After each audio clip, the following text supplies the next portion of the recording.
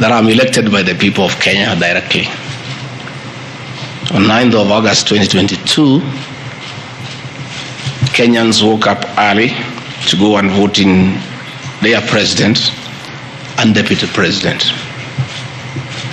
And out of the millions of Kenyans who turned up, 7.2 million Kenyans decided willingly that Dr. William Ruto should be elected as president and Gachagua as the deputy president. I think it's only fair when members of parliament decide that they want to remove the deputy president from office, the people who elected Gachagua as deputy president hear his side of the story. I think it's only fair. And I thought it's also respectful to the voters to have the first opportunity to hear from me before the honorable members, because they are the ones who elected me to office. Article 1 of the Kenya Constitution says that the power, the sovereignty of this great nation rests with the people. And Parliament, that is the National Assembly and the Senate, enjoy delegated authority from the people.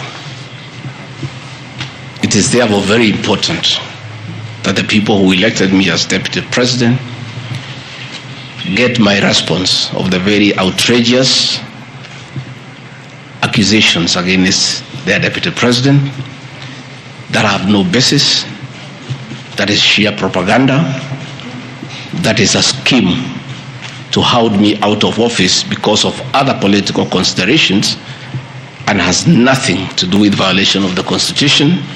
It has nothing to do with gross misconduct, and it has absolutely nothing to do with committing international or national crimes. To hear from the deputy president, what is his response to those outrageous allegations? Again, an attempt to do a public participation in a very short exercise that was done. My response was not part of what was presented to the people of Kenya. The people of Kenya were being asked to give their views as to whether the deputy president should be impeached from office, and the accusations were attached, but in a highly legalistic language beyond the comprehension of many Kenyans. But the response of the deputy president was not there to enable them make an informed decision by listening to the charges against him and listening to his response. Because the rules of natural justice demand that no man should be condemned unheard. My lawyers will be vigorously challenging that public participation as a nullity, and that does not meet the threshold of public participation as expounded by the Supreme Court of Kenya during the celebrated case of Governor Peter Wabora. The motion alleges that 2 years since assuming office, Gachagua has acquired property and wealth whose estimated value is 5.2 billion, despite his known income by way of employment is 24 million. This is extremely outrageous. Honorable Mutuse goes ahead to give properties that he alleges are owned by one Gachagua. I trust he was just given a document to sign. Had he taken some bit of time to do some research, he would not embarrass himself in the National Assembly. James Derito Gachagua was the governor of Nyeri and died in London on the 24th of February 2017, and he was truly regarded Gachagua was by his bedside. Prior to his death, 3 or 4 weeks before, in privacy, he wrote his will and appointed Rigathi Gachagua as an executor of that will, jointly with Mwai Mathenge, his close time buddy, who is a quantity surveyor, and celebrated lawyer Njoroge Regeru. The three of us were tasked to manage his estate. In the will, you'll be given a copy. He did put his properties and assets and cash and anything that he owned in this world. And among the things that he did put was the Olive Garden Hotel, the Pingo Beach Resort, the Queen's Gate apartment, and Langata high-rise flats. It is these four properties that the Honorable Mutuse alleges in the National Assembly that Rigathi Gachagua has acquired them after becoming Deputy President in 2022 when Derito Gachagua died in 2017. It is the most embarrassing allegation a member of parliament can table before the National Assembly. Those properties were constructed and were in operation when the late Gachagua was alive. I take this opportunity to ask for forgiveness to my late brother, James Derito Gachagua, that today, as your younger brother defends himself, he'll defile your privacy by distributing your will that you wrote in privacy.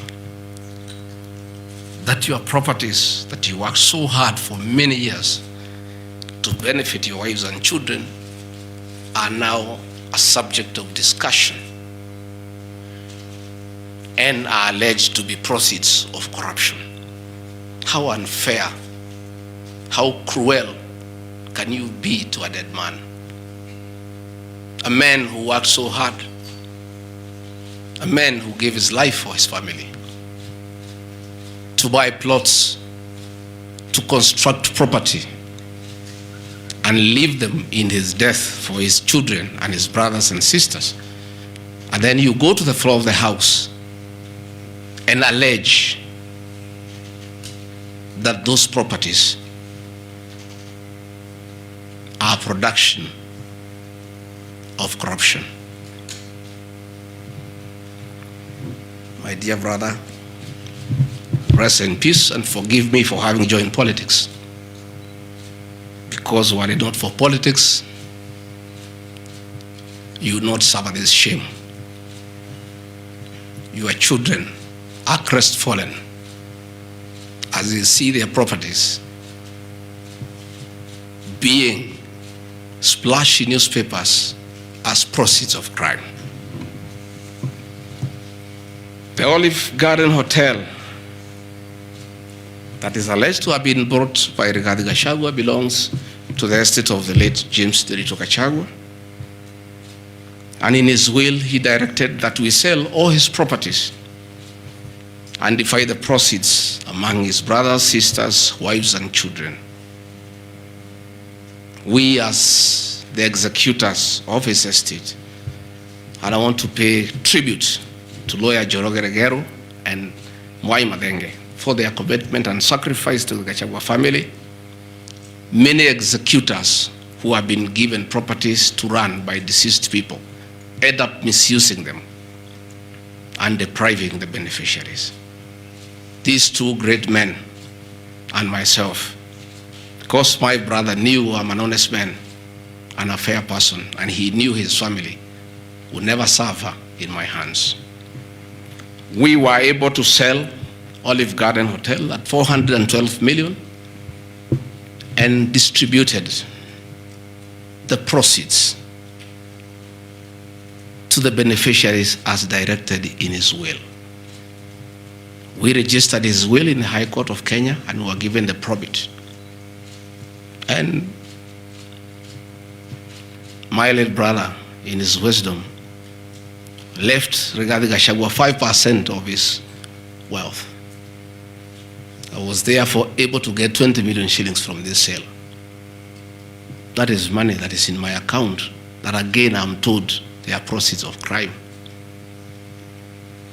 He left my mother 5%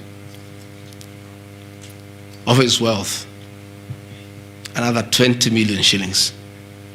And since my mother is dead, my late brother, because he trusted me, had put in his will that I hold my mother's shares in trust.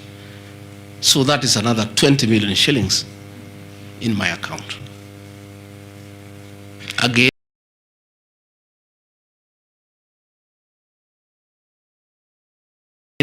my late brother left me another 4% in trust of the children who is deceased, the late Dr. Friend Wachira Gachagua, whose children are in South Africa. And another 16 million shillings was put in my account. My late brother gave 2% to my wife, Pastor Dorcas, because of her kindness of looking after him when he was ill. All this money that has come to me from a dead brother, I'm being told are proceeds of crime.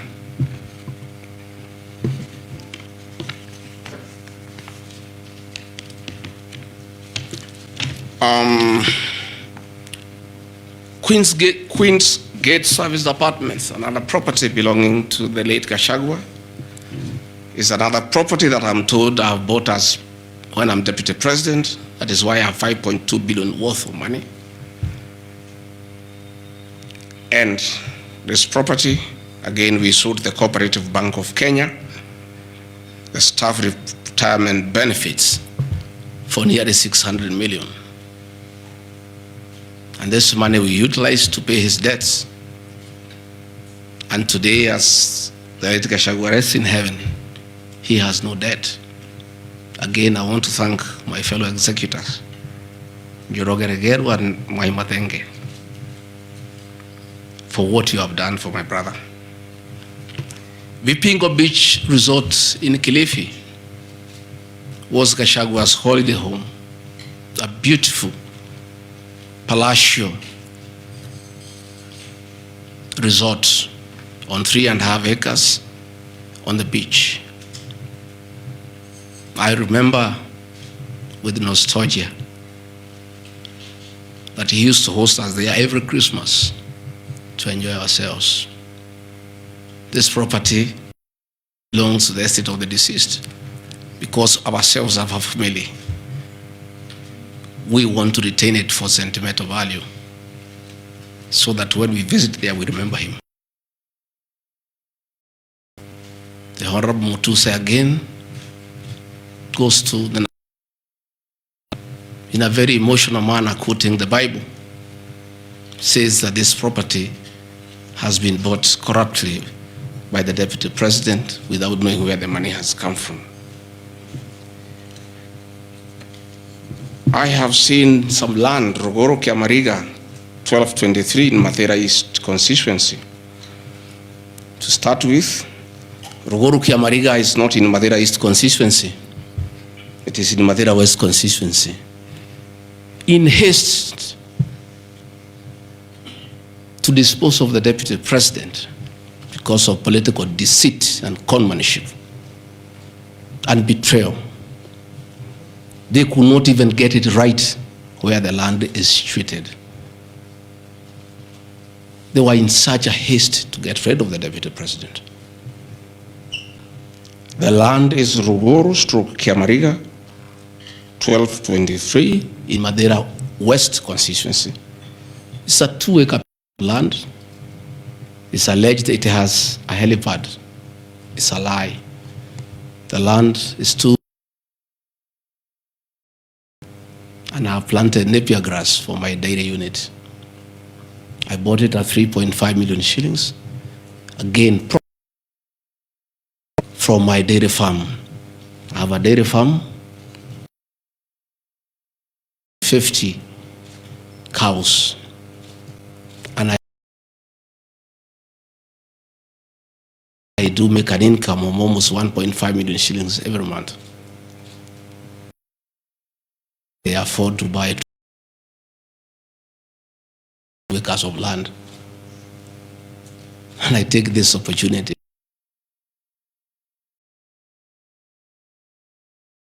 anytime I'm going to 2, and within 2 years, I have the largest dairy farm in Madeira constituency, courtesy of the Kalenjin people. I want to thank them for their kindness. I have seen an accusation that I've bought 40 acres of land in Kakuret, Kabraine, in Kieni, Nyeri constituency as Deputy President of the Republic of Kenya. I saw the Honorable Njoroge Wainaina, the MP for Kieni, signed the notice of motion to impeach me on the allegations, this one being among them. Had there been no malice, Njoroge Wainaina, the Honorable MP for Kieni, would have advised the Honorable Mutuse that he sold me this land in the year 2015. I have a sale agreement I'll give you with this picture. I bought this land from the Honorable Njoroge Wainaina in 2015. I was not even a member of parliament. Yet he has appended his signature that I should be impeached and go home for having corruptly bought 40 acres of land in Kakuret. In fact, the land is not 40 acres, actually 35. The allegation is that it's 40 acres, but that land is 35 acres. The people of Kakuret know it. I bought it from the Honorable MP for Kieni, and had he read this motion, I'm sure he would not have signed it. But as you all know, there was a lot of coercion, there was a lot of intimidation, and I'm sorry that I'm told the Honorable Wainaina is admitted in hospital because of threats, coercion. He is being forced to hang a brother against his will and his conscience. These are the lies that Mutuse brought to the National Assembly, and asking the people of Kenya to get rid of the Deputy President of the Republic of Kenya based on lies. Lies. I have seen another ridiculous allegation that the Honorable Gachagua, Deputy President of the Republic of Kenya, has since becoming Deputy President, acquired 80 acres of land in Meru. That is false. What is true is that the Deputy President is a member of Solution Circle Limited in Meru. And for those who do not know, the Deputy President is half Meru, half Kikuyu. His mother, the late mother, Kirigo Gachagua, was born in Meru in a place called Katheri, and thereafter settled in Kiberesha.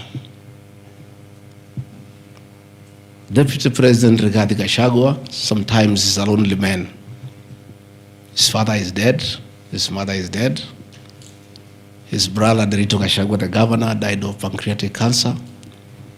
His brother, Dr. Fred Wachira Gachagua, died because of alcohol. His other brother, Jackson Riani, died because of alcohol. His sisters are married. So when he goes home, many times he's lonely. And he decided to look for some land in Meru where he can go and build a house and be among his relatives, his mother's relatives. And in the process, I identified a 29-acre land and borrowed money from Solution Circle, which I'm paying every month.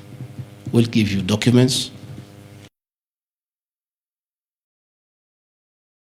Loan that I have taken, that I have bought from a member of Solution Circle in Meru, the land of my mother, and which I call home. I have seen an allegation that I have a dairy farm in Nyandarua. I don't have a single animal in Nyandarua. I have some little land in a place called Shamata, but I'm yet to do anything about it. I think I just mentioned it to one of the member of parliament for that area called Gachagua that I would like to start a dairy farm. And I think in those rumors in parliament, the Honorable Mutuse went ahead to say that I own a dairy farm in Nyandarua.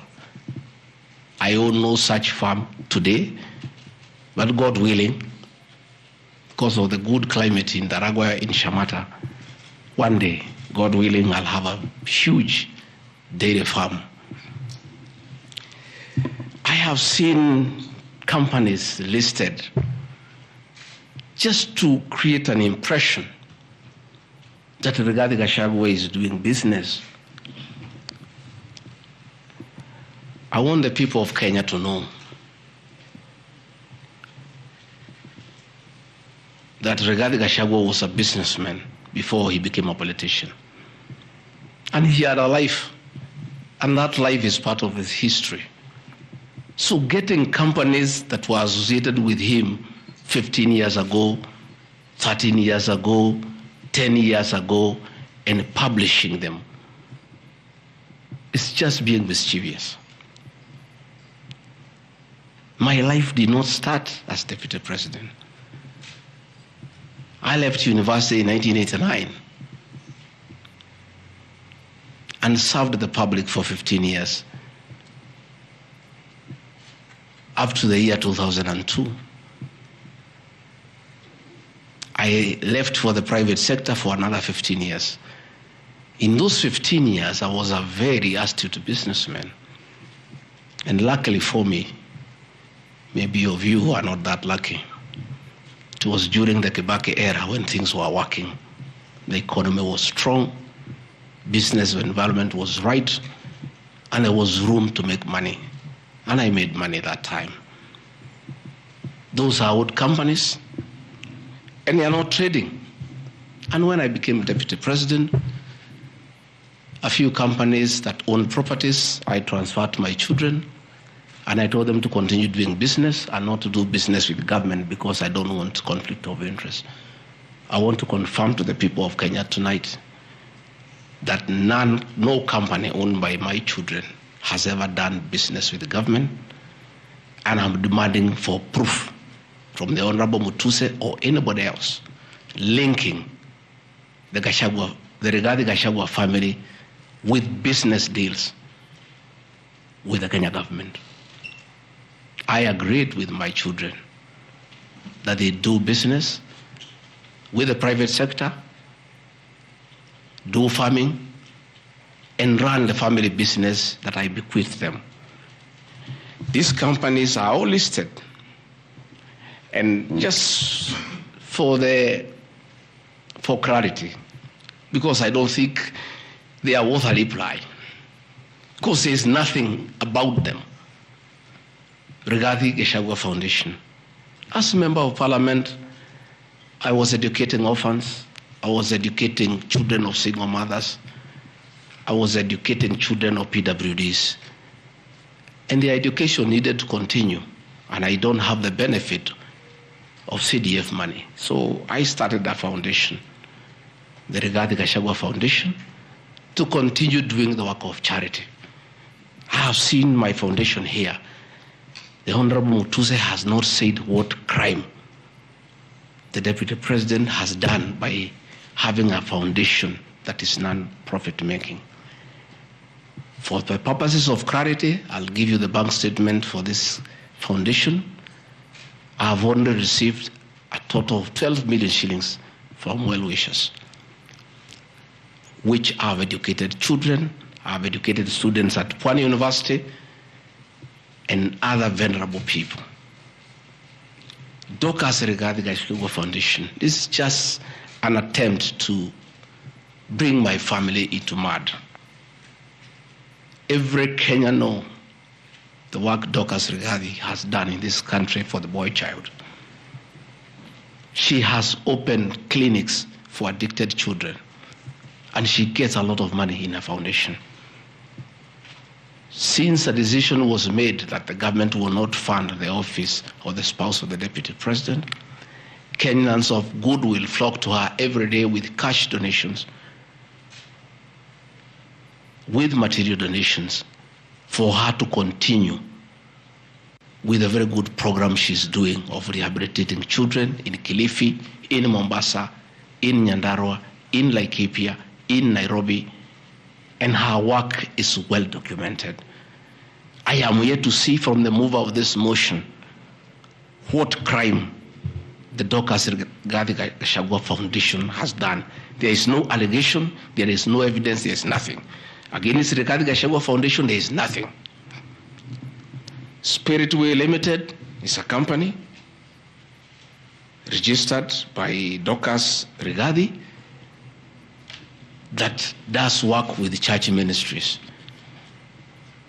This ministry has not traded, does not even have a bank account.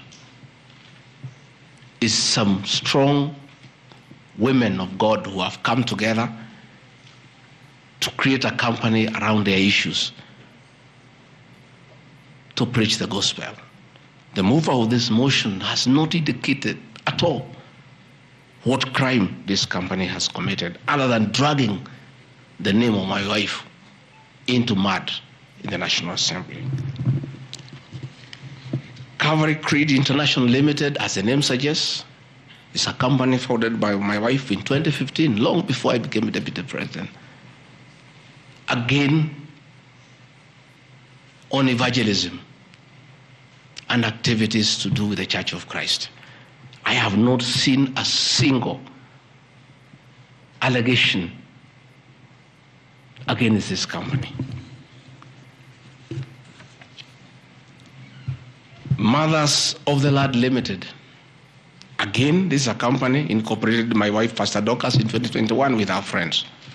It has never traded. It does not even have a bank account. The Anani Collective. This is a business name registered by my son, Dr. Keith Rigathi, in 2021 before I came into office. And I've asked him, and he has told me the ideas he had, they have not yet come to fruition. So the company is dormant. I am yet to see a single allegation against this company by this young man. GradPass Apartments Limited is a company that the executors of the late Gachagua put together to manage Langata View Apartments. The late Gachagua left 80 apartments for his children in Langata and asked us to sell and distribute the proceeds to the wives, the children, and the brothers in a formula that he gave. In a family meeting that I chaired, we agreed as a family that we should not sell the flats. We should share them so that everybody can be getting a rental income. In that formula, because of the shares he gave to me, I have 10 flats. His daughter has 10, his wife has 5, another one has 2, another has 1. So we did put this company together called Grand Bypass Apartments Limited. This is a company that will be managing those flats on behalf of the beneficiaries of the estate of the late Gachagua. Again, this company has been put here by the Honorable Mutuse as a company that is involved in corruption.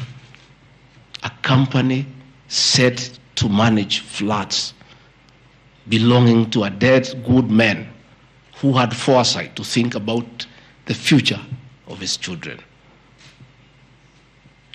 And in his death, he is being haunted on nonsensical allegations simply because a decision has been made that Rigathi Gachagua is no longer useful to this administration. He is a spent cartridge. His work was to help fight Uhuru Kenyatta and get President William Ruto to power. And thereafter, he is of no use. So he should be dispensed with, and somebody else can be appointed against the will of the Kenyan people. That is the viciousness that we are even fighting the dead. How cruel can we be? How insensitive can we be? What is this power thing? That you even fight the dead for you to entrench yourself in power and get rid of your perceived political enemies. I appeal to the people of Kenya to have respect for the dead, if nothing else. People may have money, they may have power, they may have everything, but they must remember that it is very respectful to respect the dead. Please stop haunting my late brother. Don't put him on trial. He committed no crime by working hard and leaving an inheritance for his children and entrusting his brother, Gachagua, to look after that property.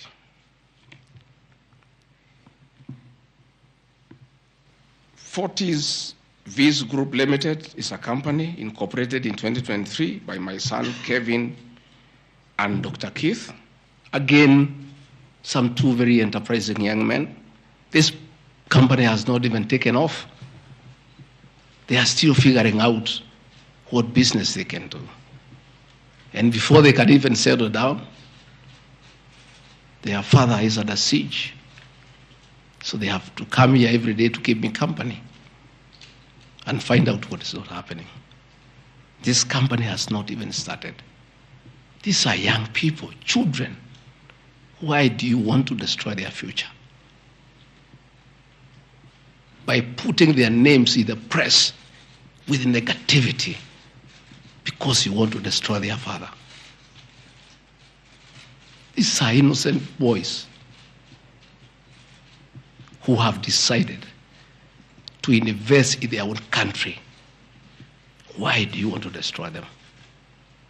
You can destroy Gachagua, fair enough, he has led for 59 years. But these boys, hardly 30 years. Why do you want to destroy them? Pioneer Medical Company Group, I founded this company in the year 2008. It has not done business for the last 10 years. Why are you bringing it to Parliament? Rido Furniture Mart Limited, I founded this company with my wife, Pastor Dorcas, in the year 1999. We used to sell furniture at the roundabout at Bomas on your Rongai. And we built this company from scratch. And it's been in existence for years. And when we stopped trading with it, we put up apartments in Kroi, in Rongai, called Rido Plaza, that are managed by this company. We collect rent. We have, I think, 40, 50 flats there, and pay tax every month. What wrong has Rido Furniture Mart done? Rido Plaza was constructed in 2012, 10 years before Gachagua became deputy president. Even if you want to kill his men and make sure he's totally destroyed, why don't you pursue him for the 2 years he has been in office? Why do you want to go back 20 years before he became deputy president and criminalize his enterprise and his hard work? Biovet Kenya Limited is a company, again, I founded in 2009. Many years before I even went to Parliament. It has not done business for the last 15 years. Not a single shred of evidence that this company has done wrong. It's not there. Murani Manufacturers Limited. It's a company that is founded by a character from our village and sold some shares to my wife and my children and interested them in manufacturing feeds for pigs and for chicken. It never even took off. This company has never traded in government. It has not done any business. It is actually dormant. I'm told the account has only 132,000 shillings. And you want to set the Deputy President of the Republic of Kenya, a man elected by 7.2 million Kenya shillings, because his wife and children have some shares in a company that has 132,000 shillings. Surely. Delta Merchants Limited is a company I founded in 2009 during the Kibaki era. It has not done business for 15 years. We demand that you say what this company has done. Wamunyoro Investments Limited is a company named after my village in Wamunyoro, which I founded in the year 2001 as a construction company. This company owns a lot of property that I bought in those years when the economy of this country was on sound footing. Since I became Deputy President, we ceased all activities of this company. It has not done a single transaction with anybody. The company is dormant, but it owns property.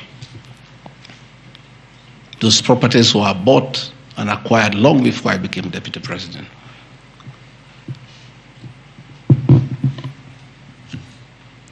Cosmea Venture Limited is a company that was incorporated in 2018 before I became Deputy President by my sons.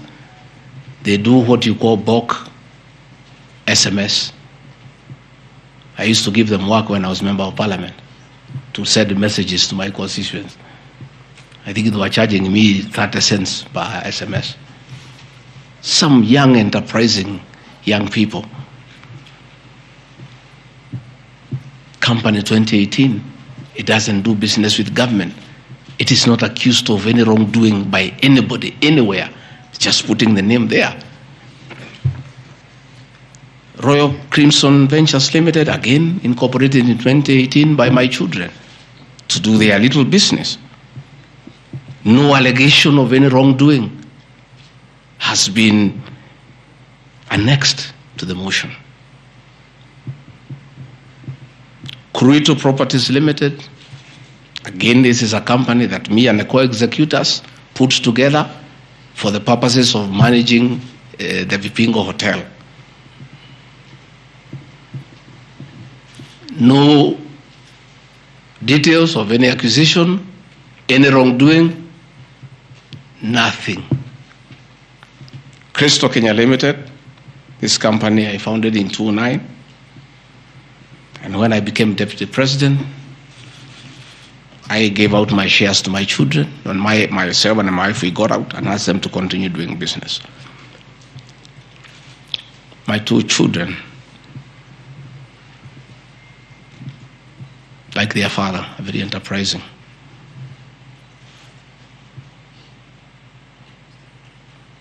Nyeri County, where I come from, we were hit badly by COVID, and all our hotels shut down. Hundreds of jobs were lost. Many people who were supplying to those hotels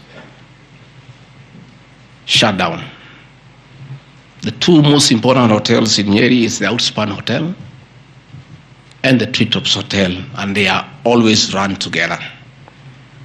The Outspan Hotel was for sale, and my children were interested, and I encouraged them.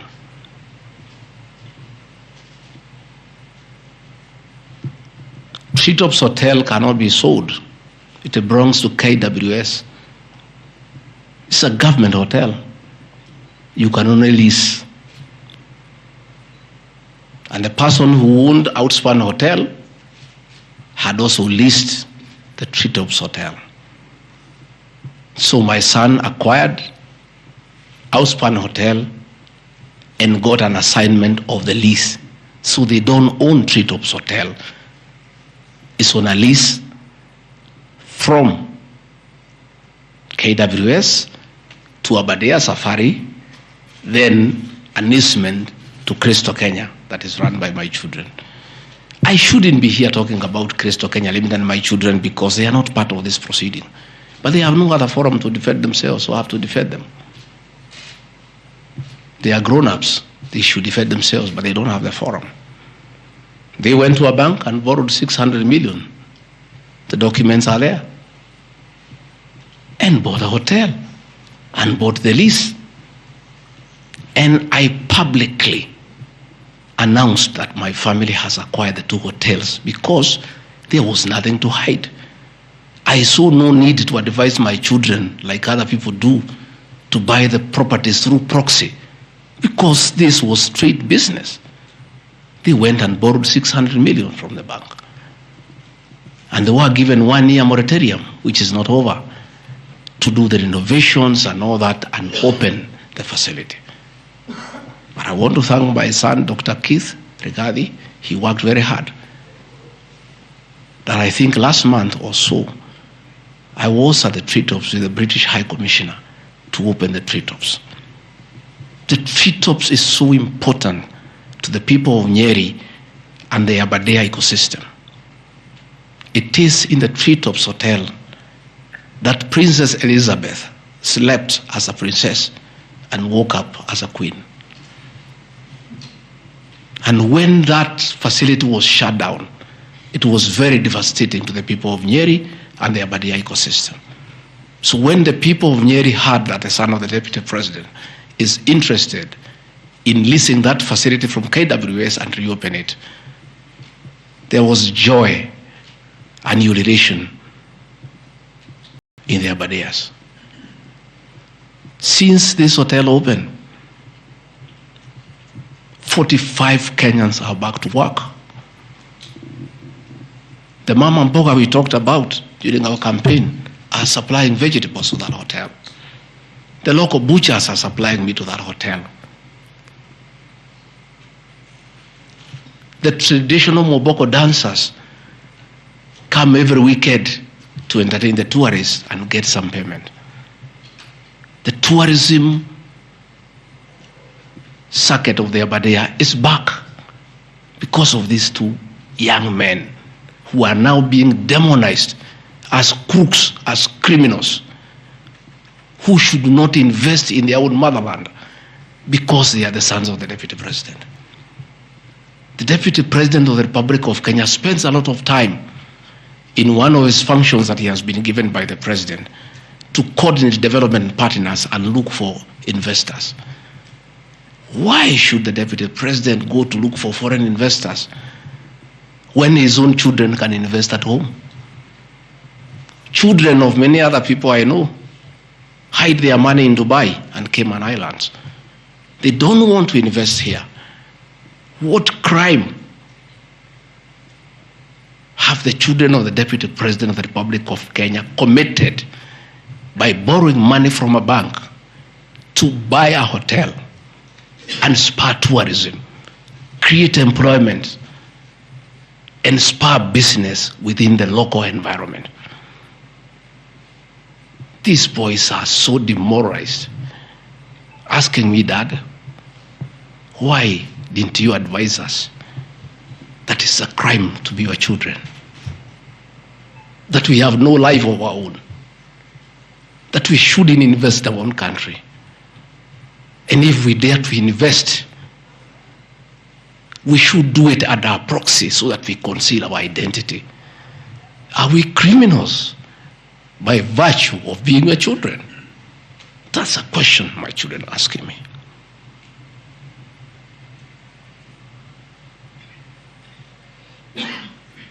What crime can children of Kenya commit to borrow money from a bank and start an enterprise and employ people and spur tourism? How unfair can a country be to its young population to condemn them for being enterprising? I'm being told by the National Assembly that I need to be impeached from office because my children have dared to borrow money, buy property in their name and invest in their own country at For that, their father should be sent home. I want to conclude by Karadi Farm Limited. This is a farm I founded in 2001 with my wife, Pastor Dorcas. And it runs our farms. It runs our dairy farm in Nyeri that is doing very well. I'm making $1 million shillings also every month. And I sell calves, and it's doing very well. And my farm now has become a model farm for the local farmers. We are doing chicken, we are doing rabbits, we are doing sheep. Again, nobody has told me what crime has Karandi Farm committed. Technical Supplies and Services Kenya Limited, a company I founded in 2001. I did business during the Kibaki era. When things got very bad, I stopped doing business with it. It has not done business for the last 8 years. And of course, in the 2 years I've been deputy president. I want proof. Tomorrow, the National Assembly to table proof what these companies have done. They will be very embarrassed before the people of Kenya. This will be the most shameful act ever in the history of our National Assembly, where you go table a motion that is so sensational based on trash and not a single accusation backed by evidence. I have seen an allegation that exerting influence on officials of the Ministry of Lands to issue an allotment letter to Amunyoro Investments Limited and using the fraudulently acquired documents to support a court case. Again, Amunyoro Investments Limited was never allotted any land. This parcel of land, 209/12077, Amunyoro acquired at 24 million shillings in the year 2012. The documents are there, we'll give them to you. Purchase from a third party. Somebody went to the National Land Commission and lodged a case and claimed the property belonged to him, a former senior outside the Ministry of Lands. And the National Land Commission made a determination, the records are there, that the land belongs to Amunyoro Investments Limited. Again, he went to the High Court in the year 2022. I was not deputy president. I made my witness statement before I became deputy president. I supplied all documents before I became deputy president. I did not file any evidence as deputy president. And the matter was concluded, and the High Court issued a judgment. We'll give you the judgment that the land belongs to Amunyoro Investments Limited. I am told that they have appealed the judgment. I invite the Honorable Mutuse to apply to be co-joined in the appeal, and then he can argue his case. This is a matter that has been adjudicated by the High Court of Kenya and made a determination. And you want to bring it to the National Assembly. The matter is alive with the Court of Appeal. It is sub judice to even discuss it in Parliament because a determination has been made. Irregular procurement of mosquito nets at a cost of 3.7 billion. I saw a huge headline from the Star newspaper, planted headline. This is the most ridiculous headline I've ever seen. And this is the most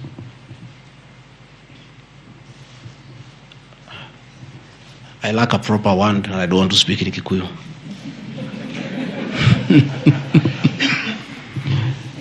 I think somebody needs to give me some water.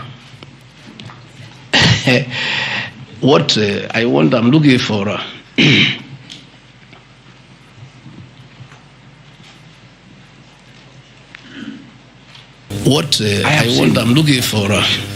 want to respond as follows. One,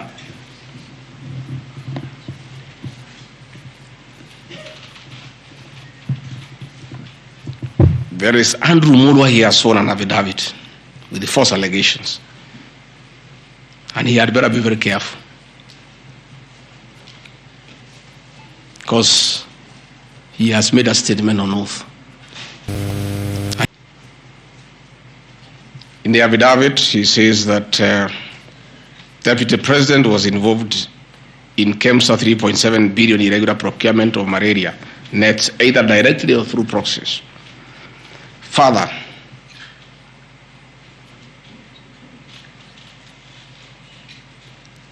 Shobika Impex Limited is an international company, the fourth largest manufacturer of mosquito nets in the world. It has done many tenders with KEMSA, with the Global Fund, countries in Africa, in Asia.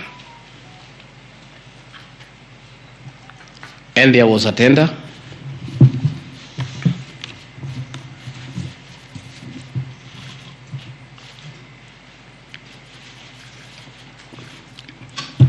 There was a tender funded by Global Fund through KEMSA, and it was an international tender for manufacturers. The company owned by my son Cristo Kenya Limited are not manufacturers, and they did not participate in any way in the tender. In any way. What happened is that in the year 2014, 8 years before I became Deputy President, Shobika Impex Limited appointed Cristo Kenya as their local agent, whose work is to do their errands and follow their supplies at the ports of entry. Cristo Kenya did not participate in this tender. It was done by Shobika. KEMSA wrote to Shobika and said, your tender was not successful because you had a problem with pagination of your security document. Pagination.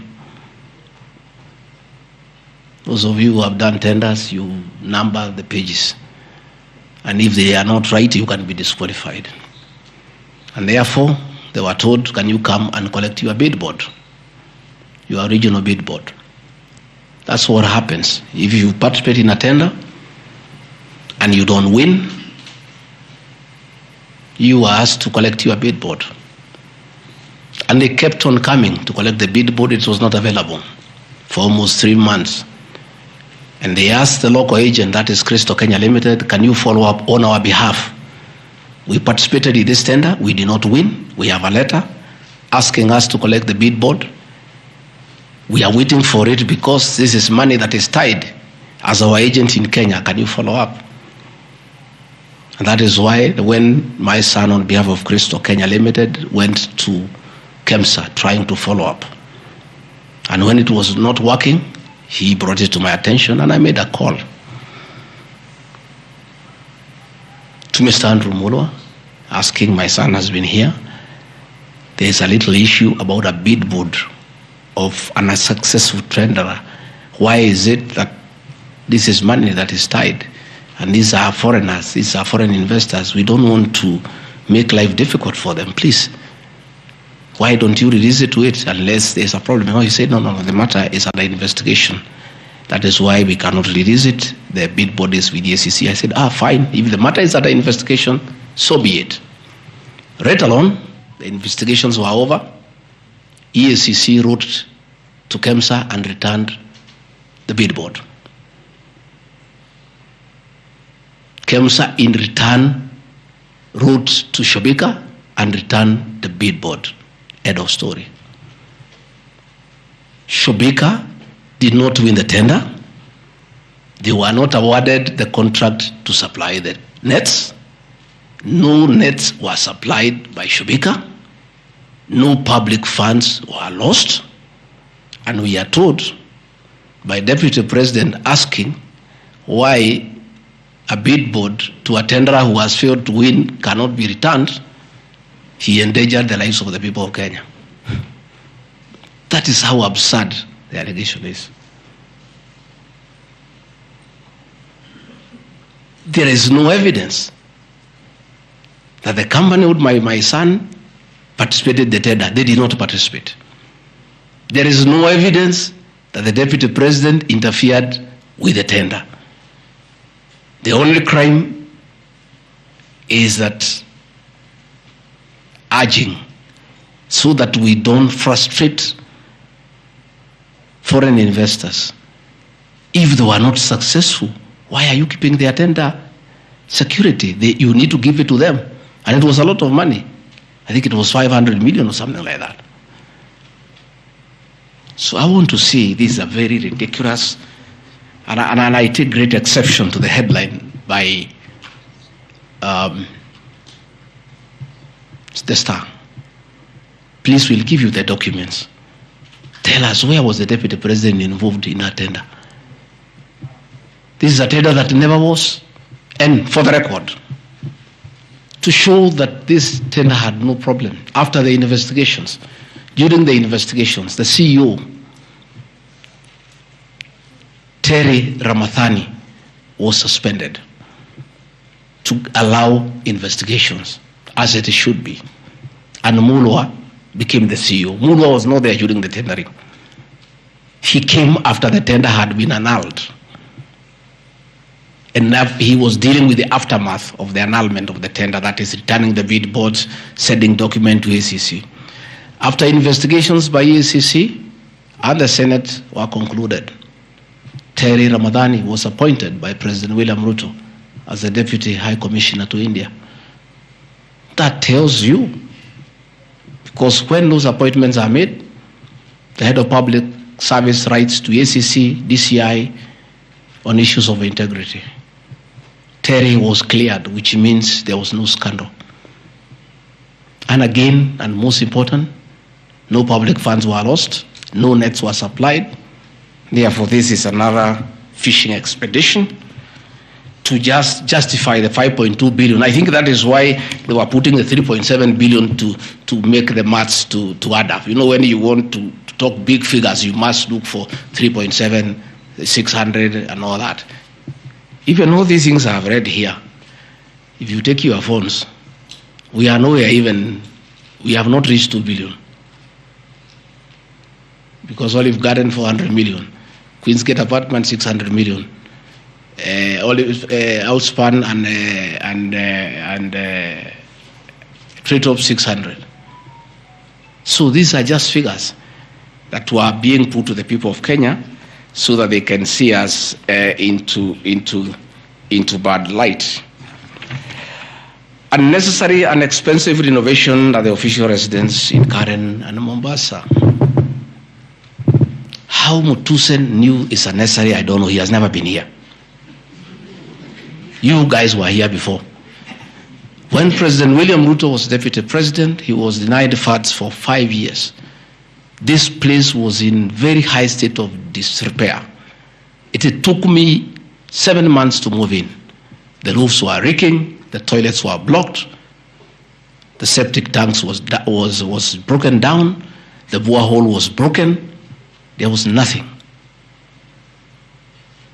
Parliament, in its own wisdom, allocated funds for the renovation of this residence. As deputy president, I have nothing to do with public expenditure. In fact, at that time, the accounting officer, between 2022 and 2023 financial year, was the State House Controller. Procurement was done, tender was awarded, and the renovations were done. And you can see, the place looks good. There was need to dignify the office of the deputy president because he has a function of coordinating development partners. Ambassadors and high commissioners and all sorts of international visitors are always here. So to dignify the office of the deputy president, the residents needed to be in the right standard, and that is not my decision, and I have nothing to do with it. As for the contractor who was awarded the job, I don't know him, and I don't need to know him. I have no business. Where he transferred his money, I would not know. I have no access to his account. Whether he is related to me, the answer is no. I don't know him. And for the record, I don't wish to know him because it's not necessary.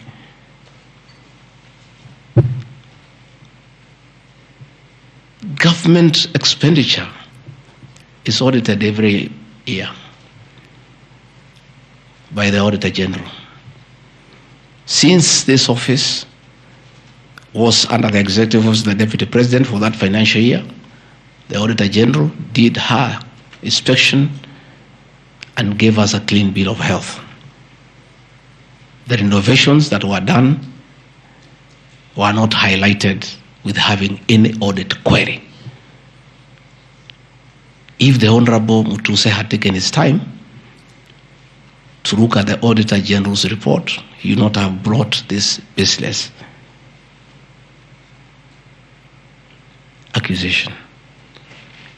And even if there was an accusation, it should be directed to the accounting officer, who is the State House Controller, not me.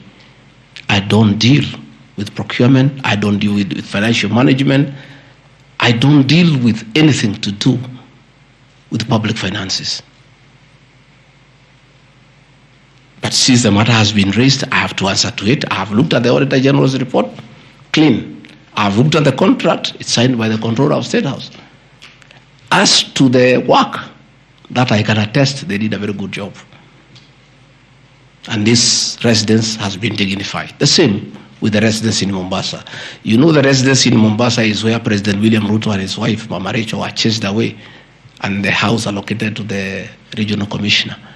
And on assuming office, I took up the residence. It was in state of disrepair. Again, it was renovated. It's a good place. And I normally go there when I go to Mombasa. And it makes a lot of sense, because before the renovation of that residence, anytime I went to Mombasa, I normally have a huge delegation of security people, hospitality, and all that goes with the office, not really me. The bills were very expensive. It makes a lot of sense to have an official residence for the Deputy President in Mombasa, so that when he is there, you cut down on public expenditure.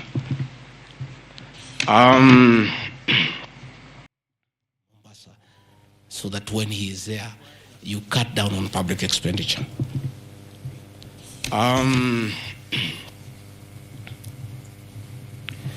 Dubiously acquiring a substantial portion of sum of 100 million paid to Lusona Events Limited. Again, that's another ridiculous accusation from the North. This is people who give services here for events. We have many meetings. You have come here for IBEC. There are tents put up here to the required standard. We have meetings here for development partners. This is a very busy residence. Most of you have been here. Again, I don't get involved in procurement. That is the work of the accounting officer and his team in public finance management. As to the person who does that work, I don't know he or she, and I have no business knowing who does the work. Those are things that are not in my purview. Again, the ridiculous accusations that money came to me, one would have to demonstrate how it came to me. Was it brought to me through my account, through cash? Who was there? What is the evidence? Again, it is just trying to throw mud at me.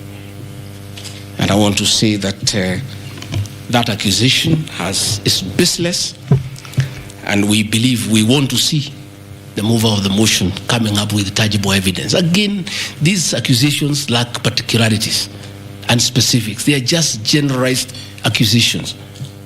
Again, we'll be challenging that again in court, because there is a ruling that grounds of impeachment must be well grounded and must be particularized and specific. This is just an allegation. Where is the nexus between the supplier of events to this residence and the Deputy President, Gachagua? There is no nexus. I don't know the person. I don't know the company. I'm not involved in the procurement. I don't even know how it is procured. All I do is I want events, and they are arranged, and I take part in those events. Those accusations of funds utilizing the Deputy President, in the office of the Deputy President, coming for my personal benefit, are ridiculous, unfounded and totally malicious, and there is no evidence whatsoever. And I want you people of the press to also want these people to give you the evidence. Don't just write headlines. Ask, where is the evidence? Where are the particulars?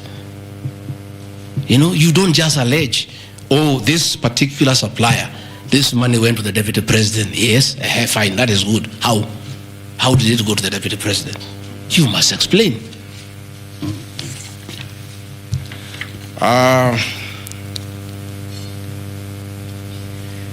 Alleged sensational but false allegations against Lady Justice Esther Maina. It is alleged that the special notice of motion at ground 4 had a gross violation of the Constitution, that I publicly attacked the Lady Justice Esther Maina and forcibly threatened to bring action against her. I did not threaten to bring any action against Justice Maina. I did bring action against her. I was just informing the public because I'm a public officer and I have freedom of speech. I have filed petition before the Judicial Service Commission against Justice Esther Maina in issues I felt I did not get proper justice. So I did not threaten her. I did what the law says. If you are not happy with the conduct of a judge, you file a petition before the Judicial Service Commission, which I have done. Again, I don't want to delve before the matters because it is against sub judice, but that I have done. So I cannot be threatened. I cannot be said to threaten her. And again, I have a right as a leader, as a Kenyan, to say what I'm doing. And I did say publicly that I will bring a petition against her, and I have done it. And the evidence is there. You see it. We have filed a petition, and we are waiting for it to be concluded.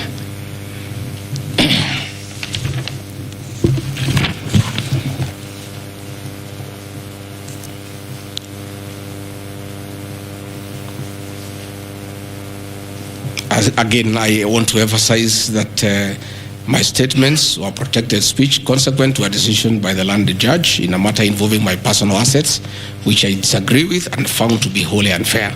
The matter having been concluded at that stage, my criticism of the decision was not sub judice, nor in any other manner prohibited by law. While I respond to the ruling of the landed judge, I was in absolute disagreement with it. Contrary to the assertions, the special motion, I did not forcibly threaten to bring action against the landed judge. I took legal action available to every citizen of Kenya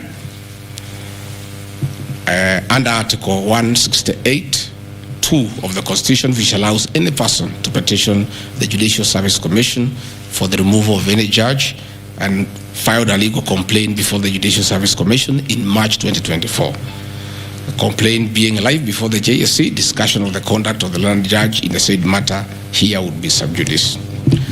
Diverting materials meant for construction of Kilifi Malindi Highway to tarmac a private load to Vipingo Beach Resort. Again, I said Vipingo Beach Resort belongs to the estate of the late Governor Gachagua. The facts are as follows. King Charles III visited Kenya between 30th October 2023 and 3rd November 2024. During his state visit, one of the designated places where King Charles III was to visit was Kuritu Marine Conservancy, which shares a road with the Vipingo Beach Resort.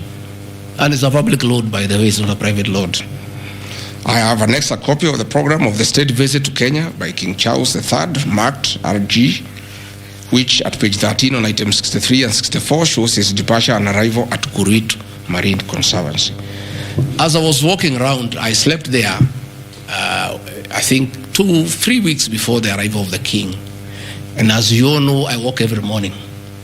And as I walked on that road, I found there was a lot of activity and tarmac was going on. I was very happy and I asked what was happening.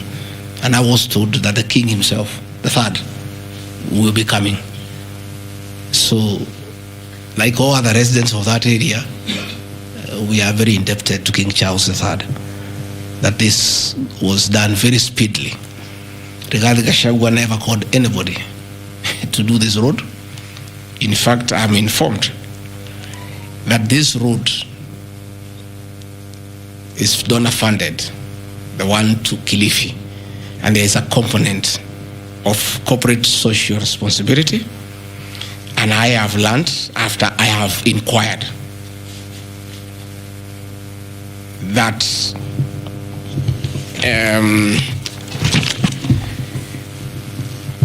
these people of that road is called Takaungu Shariani Vipingo. It's off the main road, and I am made to understand that Kuritu Marine Conservancy, Vipingo Secondary School, Shariani Primary School, among other stakeholders, including a public market, applied to Kenya to be considered for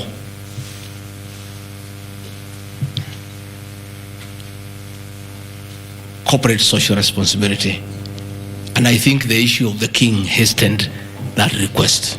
And that's why I said we are grateful to the king. Again, I invite evidence to show that I influenced that road. In any case, I would like to know the member of parliament for that area, how he will vote in this motion. He should be a very happy man. If Deputy President Gachagua occasioned a tarmac road to be done in his constituency, he should vote for me. But I didn't.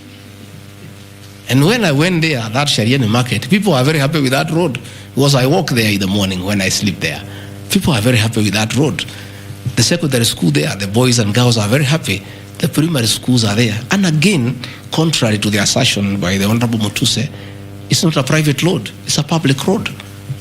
And it is serving many people, a primary school, a secondary school, a market, and a whole community, including the family of the estate of the late Governor Gachagua. We are just beneficiaries of good deeds by our government that were hastened by the arrival of His Majesty the King III. Undermining the President and the Cabinet by allegedly making contradictory public statements from the position taken by Cabinet regarding the evacuation of the people residing along Nairobi River. To start with, for the record, President William Ruto has never complained to me that I have undermined him. If he has told that to Honorable Mutuse, I would like to know that he has complained to Honorable Mutuse that his deputy has undermined him. Article 147 of the Constitution provides the Deputy President shall be the principal assistant to the President and shall deputize for the President in the execution of the President's functions. Article 28, which states that every person has inherent dignity and the right to have that dignity respected and protected. Article 29C, which states that every person has the right to freedom and security of the person, which includes the right not to be subjected to any form of violence from either public or private sources.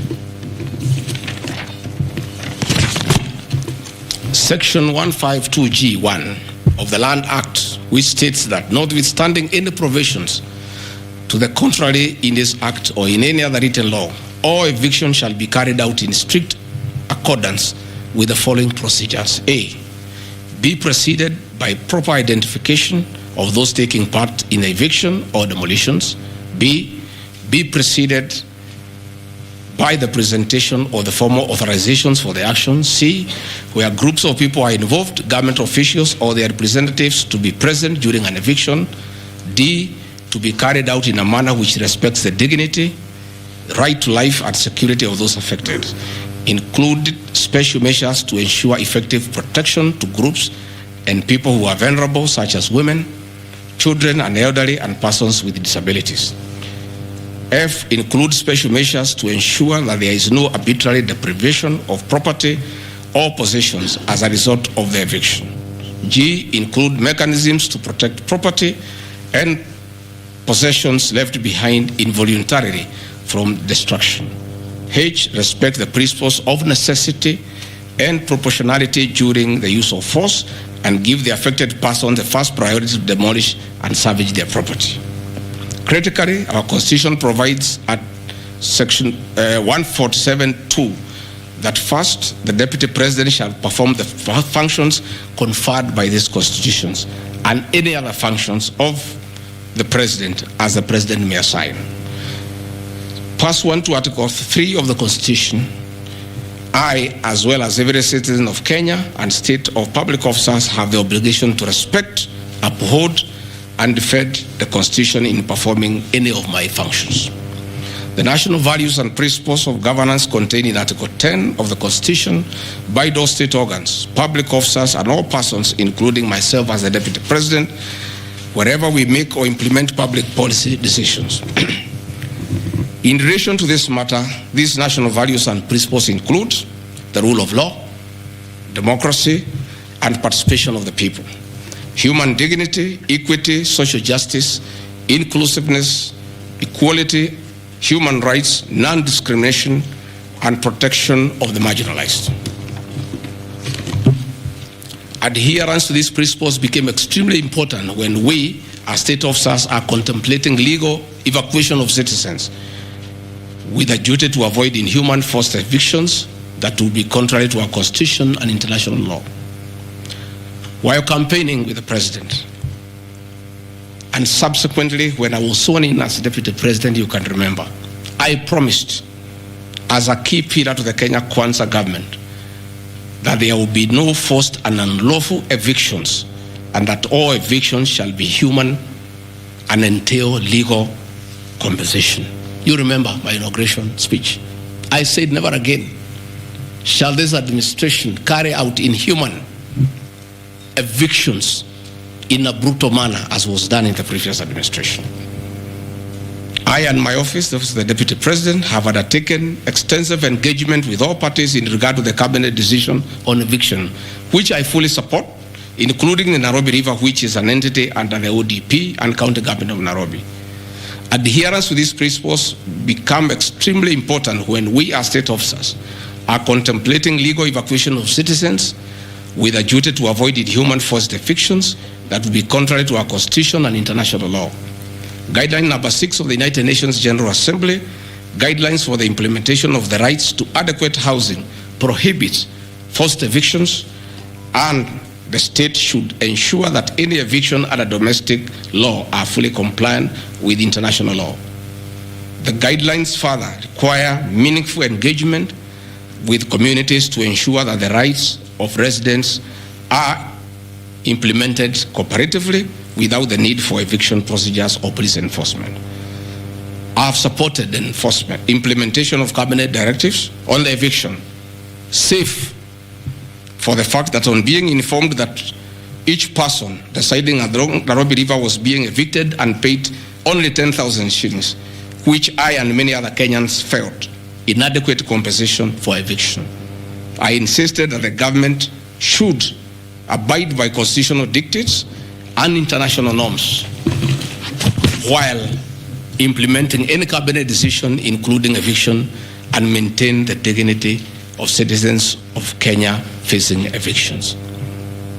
My statements did not and cannot be construed to undermining the President, because the President, like me, sought to defend the very Constitution. I hope I'm very clear. Am I clear? I cannot, I will not oversee, supervise forced, brutal eviction against the people of Kenya. That I will not, and I can't. President William Ruto and I on the campaign trail gave a solemn undertaking to the people of Kenya that under our administration, that will never happen. So when I was asked to oversee brutal, inhuman eviction against innocent people without notice, without compensation, without due regard to what the Constitution says, I found it very, very difficult And I rescued myself and allowed the CS for Interior, the Head of Public Service, the PS for Internal Security to proceed. If that is the reason why Rigathi Gachagua should be impeached as Deputy President of the Republic of Kenya and sent home for refusing to undermine the Constitution, for saying no to brutal and inhuman eviction of poor Kenyans, let it be. Undermining devolution by allegedly holding a meeting in Nairobi. Good people. I'm sure you are as embarrassed as I am. That a deputy president holding a public meeting to talk to the people of Kenya is undermining devolution. To start with, Deputy President Rigathi Gachagua, in the duties spelled out by the President under Executive Order number 1 of 2023, he has the duties to coordinate intergovernmental relations. I work with the governors. This is the home of devolution. I hold meetings with the governors every day. I chair IBEC. I cannot be accused. And I need evidence tabled that I undermined devolution. The motion alleges that on 29 September 2024, I unlawfully interfered with the running of the Nairobi City Council government by holding a public rally where I allegedly incited citizens against law of directives of the county government on planning and relocation of markets. This is my response. It is not true that I incited citizens against the law of directives of the county government, as alleged. I wish to clarify and point out that when I held the public rally, I merely requested the governor of Nairobi County to speak and listen to grievances which were being raised by the market traders. Videos will be produced tomorrow in the National Assembly. I, Rigathi Gachagua, asking Governor Sakaja to take time to listen to the people and listen to their grievances. The traders had sought me out to intervene and request the governor on their behalf to dialogue with them and seek a solution to their grievances with regard to the relocation of markets. Had the governor listened to these traders, they would have had no business coming looking for me. All I was saying is listen to the people. Before you relocate them, have public participation. Most of those traders have lived in Wakulima market for 40 years. They wanted to discuss with the governor what happens to us, what happens to our customers, what happens to the distances that we cover, what about the extra cost of going to the new relocation. And I think the traders were right. Requesting a meeting with an elected leader is their right. And when they requested me to go and meet them, because they were desperate and they needed somebody to hear to them, I did go and speak to them. Again, this motion alleges that on 20 September 2024, I unlawfully interfered with the running of the Nairobi City Council by inciting citizens against law of directives of the county government. The leadership of Nairobi business traders approached me sometime in March 2024 at my official residence to discuss multiple issues affecting business and requested engagement in the resolution and intervention on these issues adverse to business. Consequent to this meeting, I directed that short, medium and long-term strategies be undertaken, coordinated by the Office of the Deputy President, to address the issues raised that are cross-cutting with the agencies including KRA, Kenya Post Authority, Counterfeit Authority, Kenya Bureau of Standards, the National Police Service, Kenya Copyright Board, given that devolution is under the Office of the Deputy President. I was just doing my work.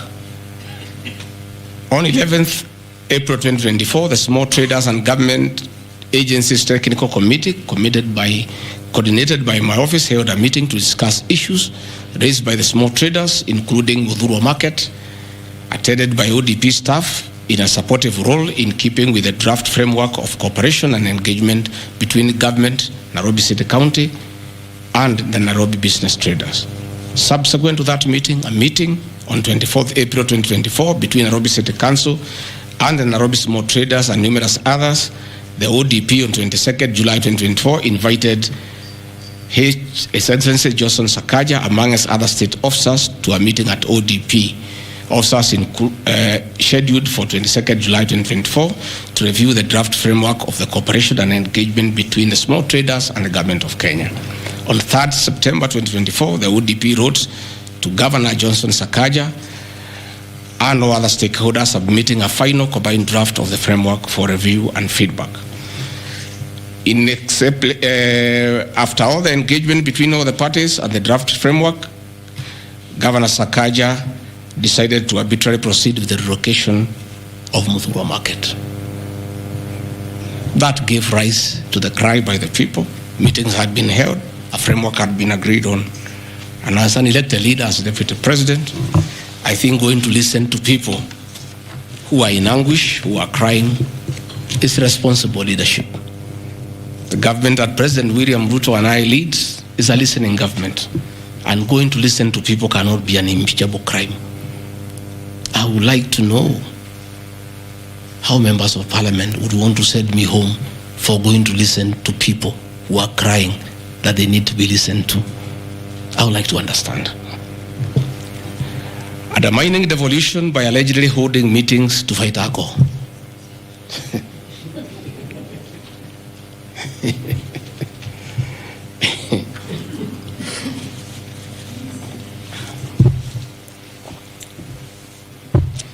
I think tomorrow will be the greatest circus.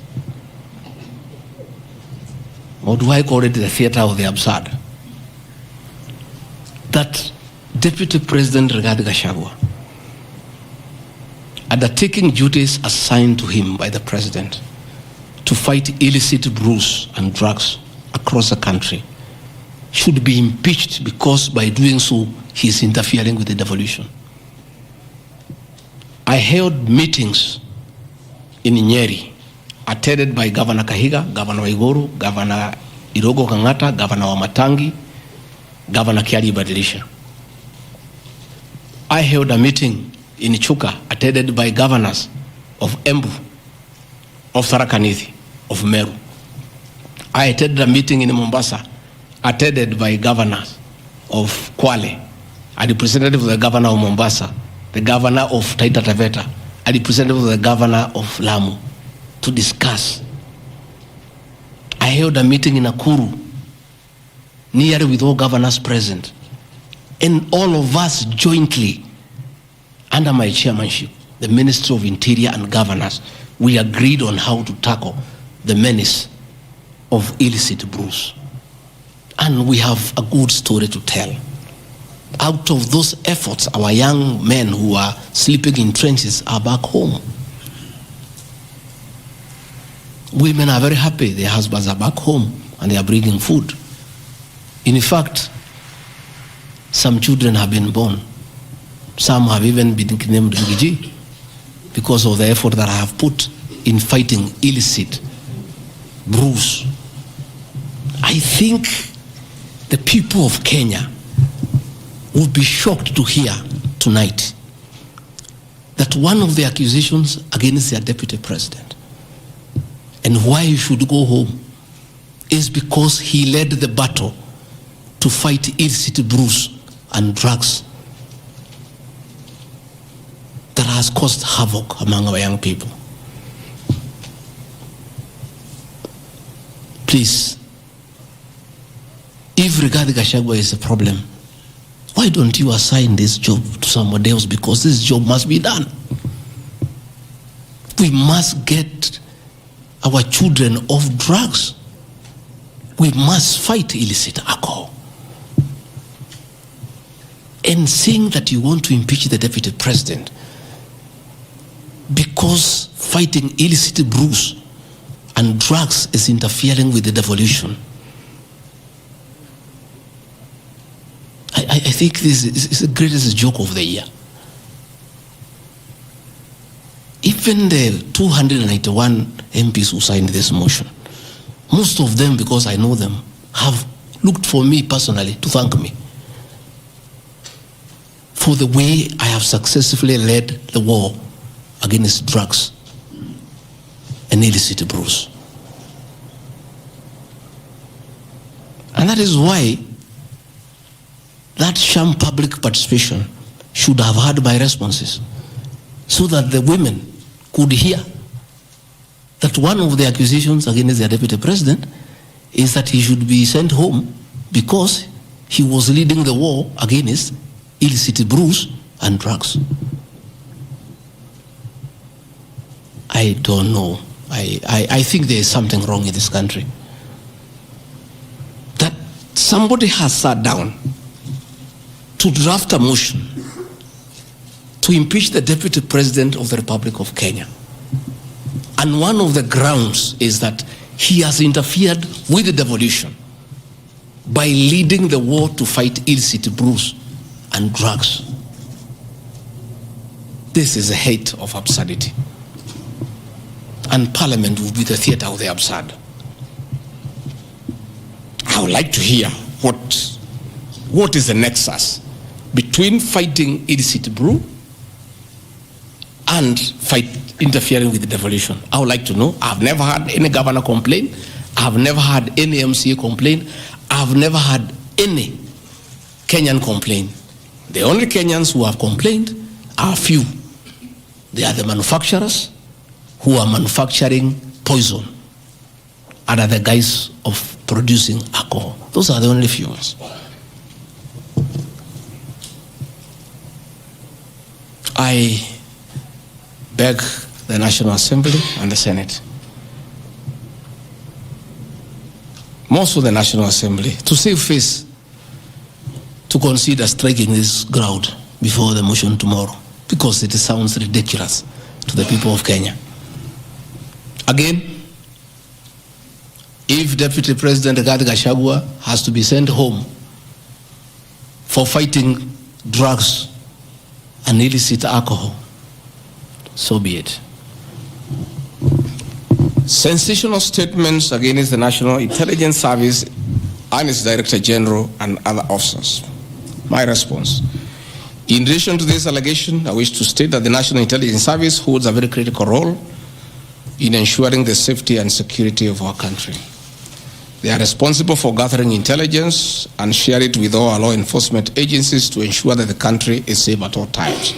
Consequently, when the country was caught flat-footed with regard to the scope and extent of the public's dissatisfaction with the Finance Bill 2024, which degenerated in the Gen Z protests, it pointed to the failure of the National Intelligence Service in carrying out its mandate.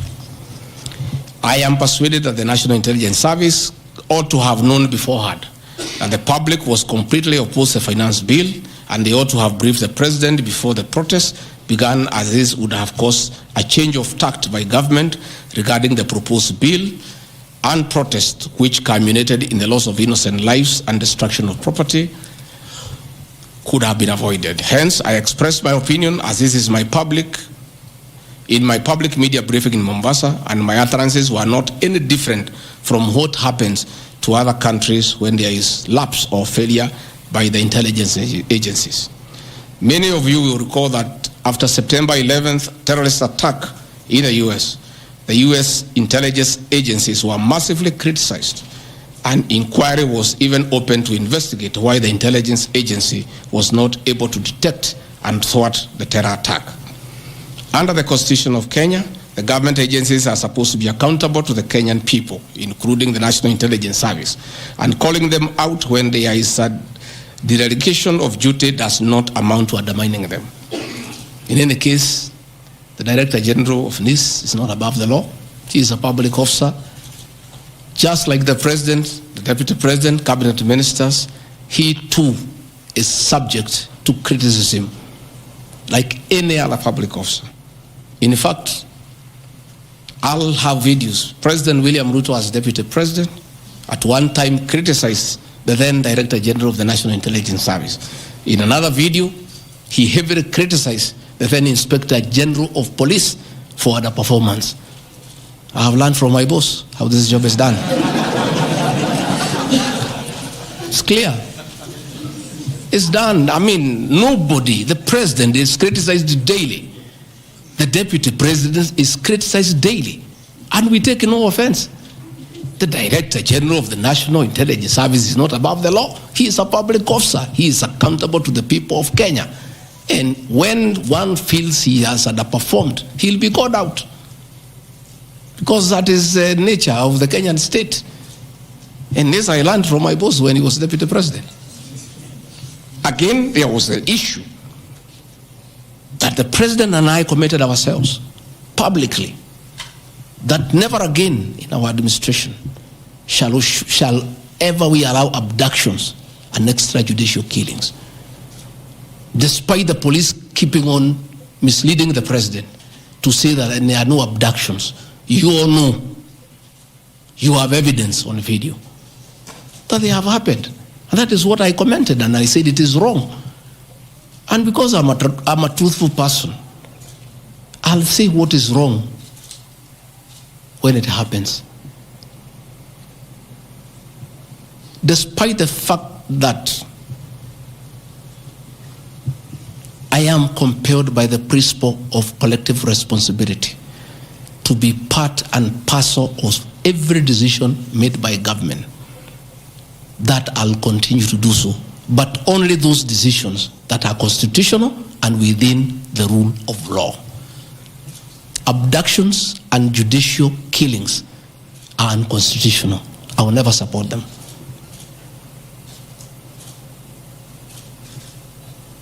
President William Ruto has been criticized left, right, and center. I have not seen him take anybody to court for criticizing him. Why is Rigathi Gachagua being impeached for calling out the Director General of the National Intelligence Service? The Deputy President is criticized daily. The judiciary is criticized daily. The media is criticized daily, including the Star, whom I've criticized today. But that is as far as it goes.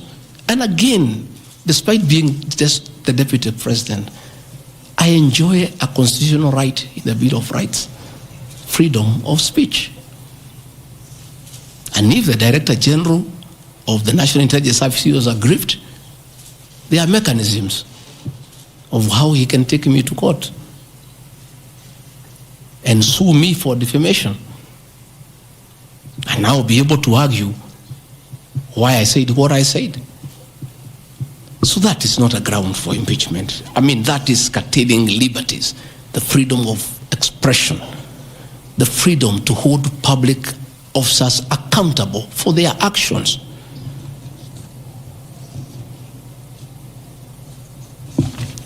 And I want to say finally,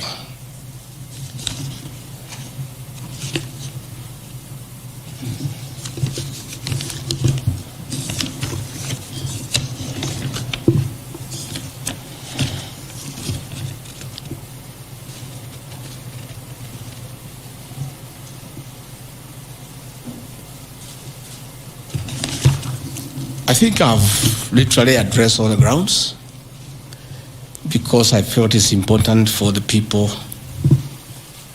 of Kenya to know the allegations against the Deputy President and his responses. And as you have heard, though you are not judges and you are not advocates, there is nothing here that violates the Constitution. There is no gross misconduct. There is no crime that has been committed.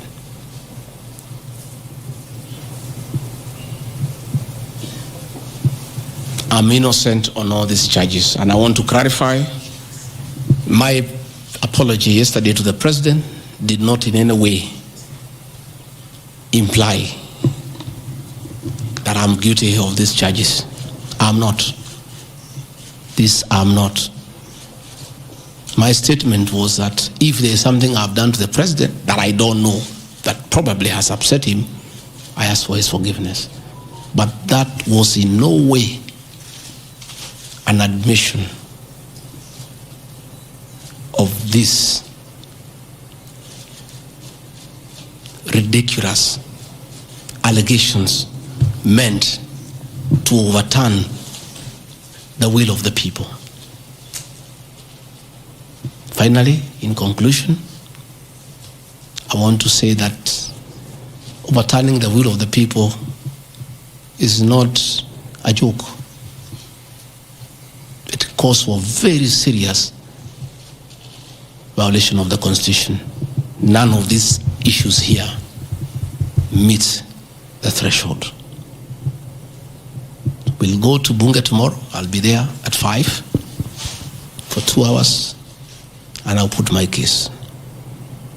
In the unfortunate event it proceeds to the Senate, I'll be there again to prove my innocence by way of evidence.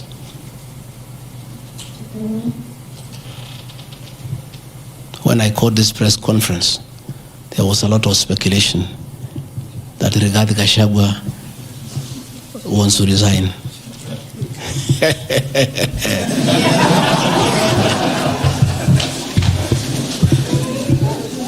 This is a man elected by 7.2 million Kenyans. How dare you suggest to him that he can do so without public participation?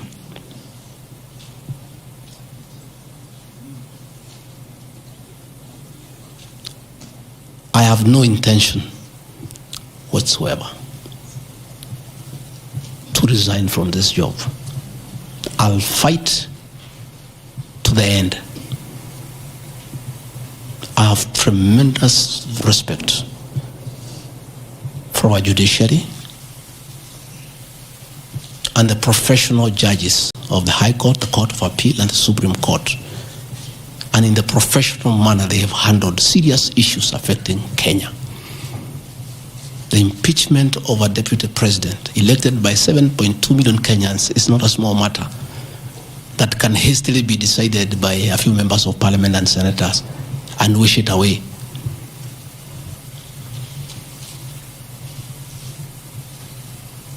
I'll submit myself to independent institutions to get justice. And I'm sure, I have no doubt in my mind that I'll get justice. And this impeachment will be thrown out. And I'll carry out my duties as deputy president. That is why anybody sending feelers to me to resign is a joker. And I found a few of people using my friends to come and sweet talk to me. Please, my friends, I don't want to become enemies with you. When you are given such silly messages, don't bring them to me. I have no intention. I cannot resign. I did not give myself this job. I was given by the people of Kenya. I've done nothing wrong against the people of Kenya whatsoever. I've worked hard. I've been very loyal to my boss, President William Ruto. I have worked hard every day.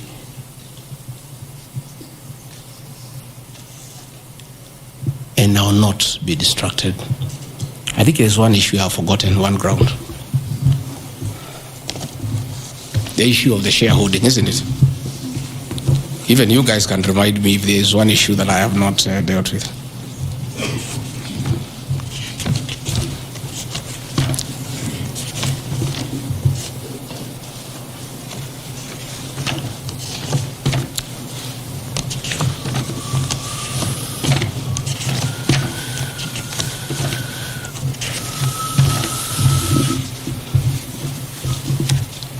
Can somebody there give me my notes on shareholding?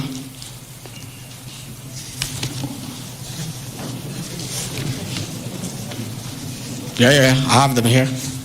That's okay. Yeah, this is an important one.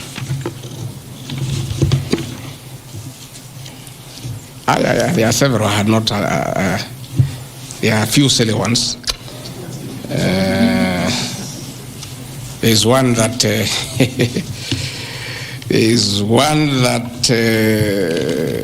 I'm conniving with cartels in the tea sector to block ATDA from implementing guaranteed minimum returns that would benefit small traders. The allegation is not true. No evidence whatsoever has been adduced to substantiate this claim. As far as I know, I've successfully completed my mandate, which was assigned to me by the president, which culminated into creating synergy between people who had taken KTDA to court and suspended the operation of the Tea Act. As a result, the Tea Act now is in operation. The president never mandated me to take over the affairs of the Ministry of Agriculture. He asked me to spearhead tea reforms. I did the tea conference in Kericho, brought all the stakeholders together, and as a result, I created a synergy among all the stakeholders, and we agreed that those people who had gone to court withdraw the cases, and now the Tea Act is operational, and that will see meaningful reforms. As to claims that I have stopped the selling of tea in Mombasa, there is no evidence to that effect, and I want to call upon the Honorable Mutuse to provide that evidence. Again, in matters coffee, I was given a job by the President to initiate the coffee reforms, which I have done successfully. I held the coffee conference in Meru for 3 days in 2023. For the last 2 years, I have been working with stakeholders, including members of Parliament and the Senate, which has culminated into 2 bills, the Coffee Bill 2023 and the Cooperative Bill 2023. These 2 bills, the Coffee Bill 2023 will see the reintroduction of the Coffee Board of Kenya that will market coffee for farmers without putting profit. We have also recommended the reintroduction of the Coffee Research Foundation or the Coffee Research Institute in Roiro to work on better varieties and drought-resistant crops. Through my efforts, again, I've completed my work. The 2 bills are before the National Assembly. I call upon members of the National Assembly immediately after the impeachment process to embark on these 2 bills and see them to fruition so that farmers can enjoy the work we have done in coffee reforms. I have seen another absurd, that I have taken control of a local cooperative society in Madera constituency where I was a member of Parliament. This is false. I should be told which society by name, because I know all the societies. I know all the farmers by name. It's really ridiculous. Again, there is no evidence. There is nothing. It's just trying to spoil my name before the people of Madeira who elected me as their member of Parliament. On the issues of shareholding, I think this matter has been discussed for a long time, and I think it's good tonight I put it in proper perspective. I wish to state that the allegation is equally false. None of my family members, allies, or associates are in control of any cooperative society in Madeira. That one I had done.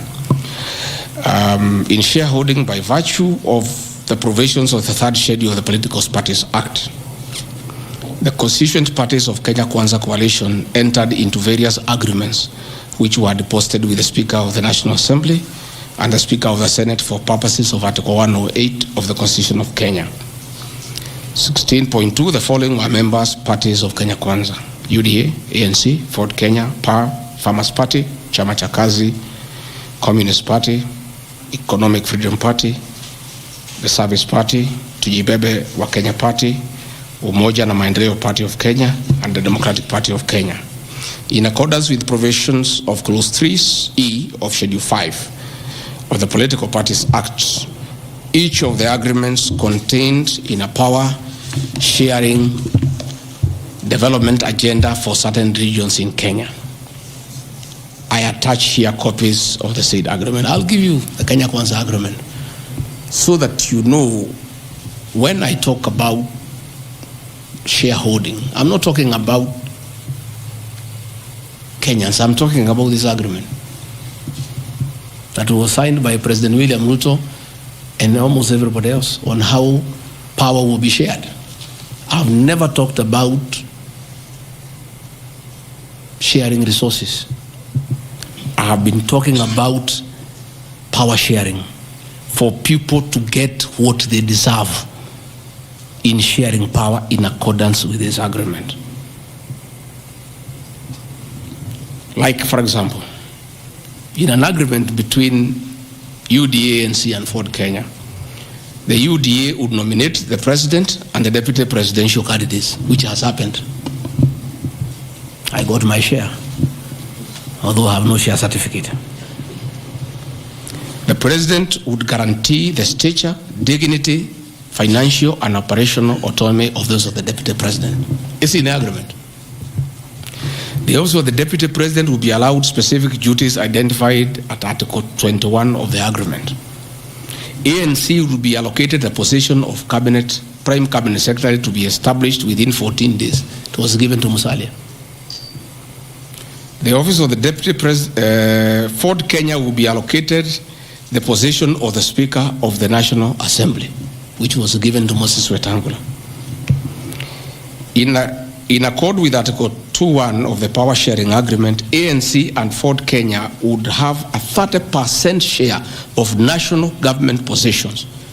So, the Honorable Musalia Mudavadi, the Honorable Wetangula, and the people of Western, please don't condemn Rigathi Gachagua. The agreement is here, defining your share in the government. It is not me. I did not sign this document. It was signed by Musalia, Wetangula, and President William Ruto. So when I say about this share thing in terms of positions, I've never talked about resources, about development. Although it is also here, is that regions bargained with the president for shares. Musalia Mudavadi and Moses Wetangula bargained for 30% of shares within the Kenya Kwanza government. Although they were also supposed to give us 70% of the vote, which they did not. Nevertheless, since they gave a certain vote, they are still entitled to some share, one way or another. So it is not Rigathi Gachagua who said that a government is like a company. It is the agreement of the Kenya Kwanza, which I will be tabling in the National Assembly. It is not me. It went ahead to say it. He said, ANC and Ford Kenya would have 30% share of national government positions. That is cabinet secretaries, principal secretaries, high commissioners, ambassadors, diplomatic and consular representatives, chairpersons of state corporations, directors of state corporations, chairpersons and commissions, constitutional commissions, provided the 30% share is to be shared equally between the ANC and Ford Kenya. Sasa mimi nikiambia watu wafuate share yao, makosa yangu ni gani? Iko hapa. I did not sign.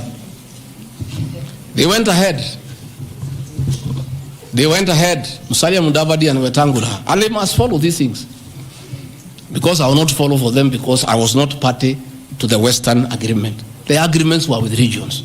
So when people say I'm dividing regions, I'm simply following the Kenya Kwanza agreement of the way it was debated. They went ahead and said, Article 22 of sharing agreement set out a list of priority projects which Kenya Kwanza would endeavor to fulfill in the ANC and Ford Kenya strongholds of Western Kenya between 2022 to 2027 on a priority basis. Musalia Mudavadi and Wetangula signed a package for Western Kenya. I've never had anybody call them tribalists, but they signed an agreement demanding for Western Kenya. They demanded, and it was agreed it will be done. Completion of all incomplete or stored bitumen roads.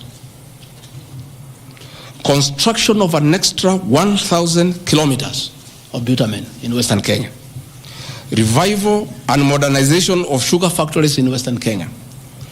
Establishment of new industries identified in Article 22 of the agreement.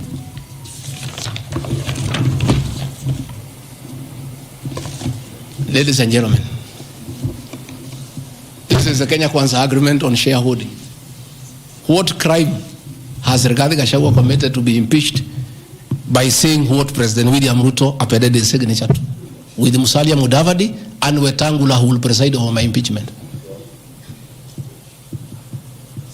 What crime has this man committed? The crime of this man is just being truthful, because people do not want these things to be known. That is the problem. People have a problem that I'm a truthful man. The people of Western Kenya has now known today what their leaders signed with President William Ruto. It is upon them to demand their share as per this agreement. I did not sign this agreement. I will read the people who signed. But because I was present and I'm a truthful man, I fight for the people of Western Kenya. Power sharing agreement between Kenya Kwanza and PAR of Amason Kingi. I want to give 2 examples. Yeah? In accord with Article 8 of the agreement, PAR would be allocated the position of the Speaker of the Senate. He negotiated for himself. Let's be truthful. You brought this motion. We'll discuss. The people of Kenya must know the truth so that if Rigathi Gachagua is being crucified for being truthful, let the people of Kenya know why he is being crucified. How can Moses Wetangula say I should be impeached because of saying people to get their shares when he is a signatory to a share agreement with the president on what will go to Western Kenya? And then they accuse me of tribalism. They did not say anything should go to Central or Mount Kenya. They talked about Western. When I say something for Mountain, I'm a tribalist. Kingi said, position of Speaker, you are mepewa. Article 9A of the Power Sharing Agreement, PAR would nominate the candidate for appointment of 1 principal secretary when Kenya Kwanza came to power. Amepewa. For Article 9B, the Power Sharing Agreement, Kenya Kwanza and PAR would agree on what share of national government positions, cabinet secretaries, principal secretaries, high commissioners, ambassadors, diplomatic and consular representatives, chairpersons, state corporations, etc., etc. Power sharing agreement, that is a word, so that nobody should ever again in this country ever accuse me of talking of shares. It is not me. It is my boss, President William Ruto, who appended his signature with other leaders that Kenya is like a company of shares. It is not me. And he signed the agreements. Sharing Kenya is here, it's being shared. True or false? True or false? They have shared the Speaker, they have shared the Senate, they have shared Deputy President, they have shared the President. That's what I've been saying. And then I'm being told that I'm dividing the country along ethnic lines. I did not append this signature. I'm just being truthful. That is my crime. People want these things to be hidden so that they pretend to be nationalistic and say Rigathi Gachagua is tribal. But the people who append these signatures are the ones who should explain why they were signing things for their regions only. Yet they say they are national leaders. Power sharing agreement between the Kenya Kwanza coalition on one part and the Communist Party nini. So, Service Party, at least I saw Chama cha Kazi. They say the party leader should get something. Moses Kuria was given something. The Service Party of Mwangi Kijori got nothing. You know? So, unajua sasa, ile shida iko Kenya hii ni ukora. And people not being truthful. The agreements are here. Like in a Communist Party, they have been making noise. They signed an agreement, they have not seen anybody. Yeah? So,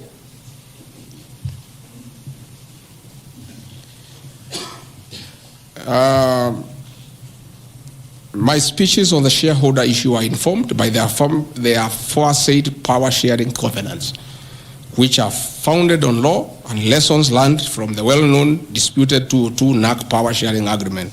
Further power sharing agreements are a feature of government formation in all democracies in the world that provide the formation of coalitions.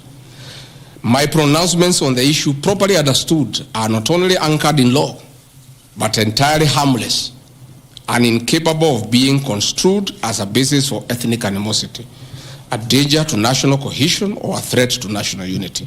On the contrary, coalition building has been one of the most important innovations since the disputed 2007 elections in ensuring stability, equitable sharing of political power, national cohesion, and fostering of national unity. Indeed, Kenya Kwanza's main opponent in the 2022 general election, Azimio la Umoja, One Kenya Coalition Party, was a political party consisting of 25 or so political parties who also executed a power-sharing agreement as required by Schedule 3 of political parties. However, notwithstanding of the said power-sharing agreements, upon election as the Deputy President of Kenya, I went out of my way, as required by the Constitution of Kenya, to serve all Kenyans regardless of their political preferences during the election or ethnic origin. I'll produce videos on all those things. Again, my decision to embrace the broad-based government following the decision of the cabinet after the Gen Z protest is that I support coalition building. And even when the Honorable Right Odinga came, he got some shares. True or false? I mean, surely, why is Rigathi Gachagua being vilified by just being truthful? You know, it's good to be truthful. I have heard that my saying we observe this agreement is a threat to national unity. I have never been caught by the National Cohesion and Integration Committee to tell me that I have said something that can create ethnic disharmony. On the issues of one man, one vote, one shilling, I am told again that it can create tribal hatred. How? The one man, one vote, one shilling is not a formula for Mount Kenya region. Far from it. The one man, one vote, one shilling talks about equity. The gist of that formula is that all Kenyans should be treated equally. If we are giving bursary to the children of Kenya, let us agree how many children we have. If there are 30 million and we have 100 million, we divide equally and distribute to every constituency to those children. If a hospital takes care of 1,000 patients, we decide based on population what is the size of the hospital to be constructed in Roiro, where there are 800,000 people. If one borehole serves 500 people, do you construct one borehole in an area where there are 10,000 people? You need to construct more boreholes. That's all. And these populations are everywhere in Western Kenya, in Kisii, in Rift Valley. The high numbers are not just in Mount Kenya region. This is a formula, in my view, that is good for everybody. Again, it is not a law because I pronounce myself. It's just an opinion. And in our democracy, I think it's only fair to allow people to have freedom of speech and to be entitled to an opinion. There are those who talk one man, one vote, 1 kilometer, and it is their right. And we should also listen to them and consider. And all those opinions can be harnessed and people can agree which is the best formula to take care of the people of Kenya. That is all I said. I wanted to read to the people, of course, the projects that were negotiated, but I don't seem to have that page. I produce it tomorrow in Parliament. So that when they hear I am fighting, I'm also fighting for them. Mine, for the Mount Kenya and President William Ruto, we never wrote anything because I'm a very trusting man. So is my people. As we did word of mouth. So once in a while we may argue kidogo because there's nothing written. So sometimes it's when people say I'm blackmailing the president, but I'm simply asking, my boss, we agreed the following, can we please do it? We agreed this on that, can we do it? We agreed that the people of Mount Kenya who had been given jobs by Uhuru will not be removed without being replaced. We don't seem to be honoring that. Can we honor it? We agreed where we needed to replace somebody who has not performed, we exchange 1 for 1. Can we do it? We agreed that we need to give Mau roads priority. Can we please do it? Because that is what we agreed. It's simply people being honest with each other and living true to a gentleman's agreement. That is what it is about. So I wanted to explain to the people of Kenya, I am not against any region of Kenya. I am just a crusader for honesty and for fulfilling written and unwritten agreements. That is all I am. I say, if we agree on something, please, let's do it. If we agreed we shall do ABCD before we are elected, let's do it. If we agreed we shall not brutally evict innocent people, please, let's not do it. If we agreed that we shall create a good business environment for people to do business, please, let's not do it. If we agreed there shall be no abductions and extrajudicial killings, please, let's be true to the people of Kenya. That is all. So I want to thank every one of you. And because I've been in Parliament, I don't think it's necessary to have questions. I've been very, very clear on no issues, why I called this a press briefing. I've said I'll be in Parliament tomorrow. I have asked my team to try to give you all the materials so that you can also go and digest. But I think I've prosecuted my case before my employers, the people of Kenya. And I trust, because the members of Parliament are also listening, they'll be fair, they'll be just, and they'll be true to their conscience and do the right thing, and not hang an innocent man without evidence. I wouldn't mind being crucified if there was evidence, but there's nothing, zero. I've explained myself to the fullest. And I think you and the people of Kenya have heard me. Let me thank all of you for giving me this time, and appreciate the media for your role to inform the people of Kenya, to educate them, to entertain them, and keep them abreast with what is going on. I want to thank you for your coverage of the short public participation on this impeachment motion, because you exposed it for what it was, and your video clips are very useful for us as we argue in courts of law. You guys are wonderful. You are good people. No wonder you are called the fourth estate. I don't know where we would go in this country without you. We would have so much impunity. We would go back to dictatorship without the media. I want to encourage you to continue to be the watchdog on behalf of the people of Kenya, to protect the Constitution with zeal, to uphold the rule of law, and to call out impunity and corruption. And I want to say, after this impeachment, I want the members of Parliament now to focus on the corruption scandals around our country. The Adani scandal, the issues in public health sector, the glaring theft of public resources. That is what Parliament should consider and take time. And that is what the people of Kenya want. And I really want to thank the media for being a very responsible watchdog on behalf of the people of Kenya. Please continue writing. Where regarding Gachagua has gone wrong, please write. But always accord me the right of reply. Don't condemn me unheard. And I want to thank you tonight, because you have really written accusations against me. But I am also to blame because I never called you, isn't it? Now that I have called you, I want you to request you. Every accusation, put my answer. Is that not fair? Let the people of Kenya judge. You want to ask questions? Yes. But not outside this. Okay.